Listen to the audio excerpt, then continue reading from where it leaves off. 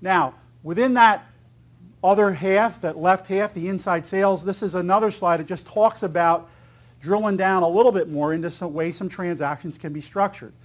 And what we find is that the transaction structuring, besides some of the emotional issues like legacy and children, is often driven a lot by the liquidity needs of the exiting party, right? So if you look at this spectrum, and I'll call senior, I'll call people G1, I'll call them exiting shareholders, the senior members in the business, if they have high liquidity needs versus low liquidity needs, you're going to structure something a little bit different, even if you're selling it to family members. So here, a sale could be all cash.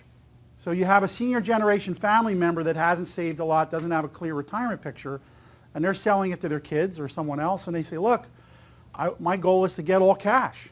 Now, where does the cash come from?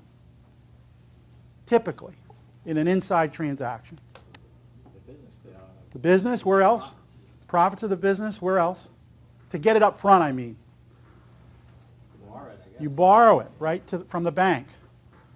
Not easy to do, right? Banks don't like these loans. We'll talk about it a little bit later.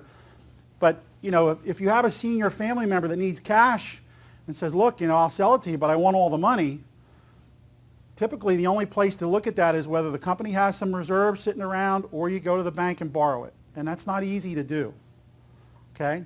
Not easy to do. Banks don't like making loans like this because the money goes out the back door, right? Different if you go to them for a loan and you borrow $1 million and you buy new production equipment or you buy new trucks or something that helps with the capacity of the company. But to have it go in and out, only in cases where the balance sheet is what I'll call a fortress balance sheet, meaning it is really, really solid financially. And I've done some of those. But even in the ones where the balance sheet was really solid, it's not often you can get 100% financing from a bank. It's usually going to be a combination. So if you don't have the ability to get all cash, you know what? You could do part cash or part seller note. Seller note means the party selling is holding a note and getting paid over time. Okay, so if you don't have the ability to borrow the money, you have a part sale, part seller note. If you don't have the ability to get your hands on any cash, you could have an entire seller note. Okay? Transaction's $1 million.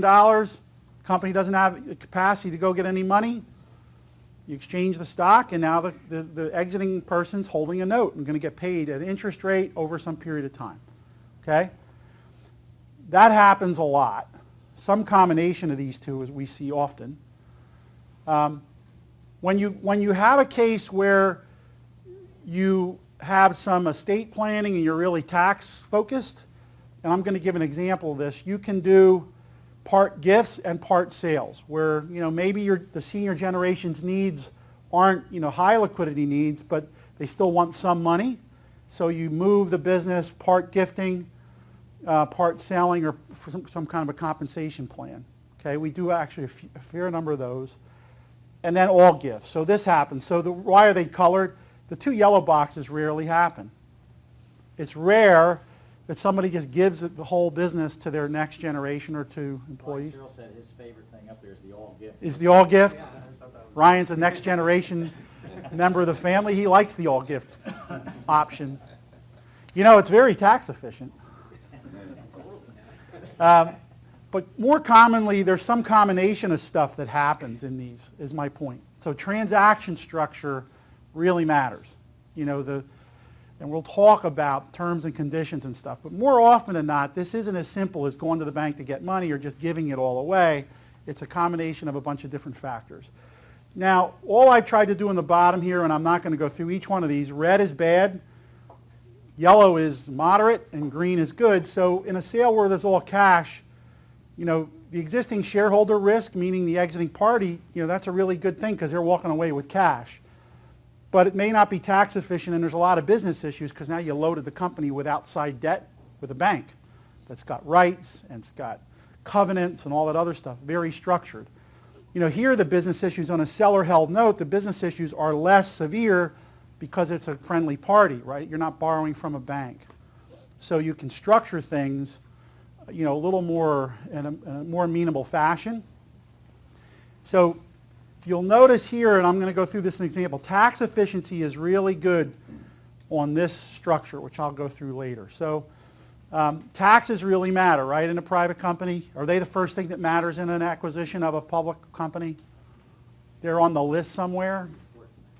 But for a private company, it's a huge issue, right? Especially, that's why we're doing so many things here at the end of the year this year with gifts, and got one transaction going on because they want to get under the window up before the capital gains rate goes up.